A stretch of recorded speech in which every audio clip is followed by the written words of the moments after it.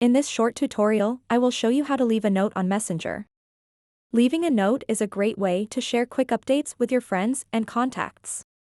It's easy to do and can help you communicate in a simple and effective way.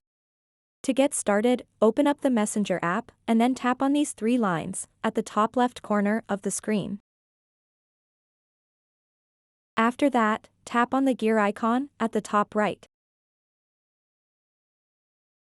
Once you are on the settings page, you'll see your name, and under that, you'll see an option called Leave a Note. Just tap on it.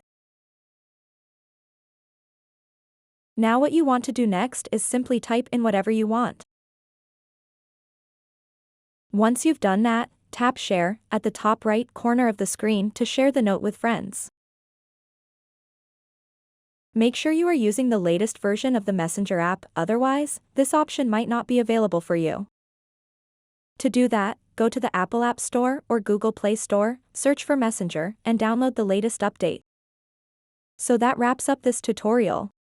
If you have any questions about this whole process, please let me know in the comments section below. And if this video helped you out, please give it a big thumbs up and subscribe to this channel for more tutorial videos like this one.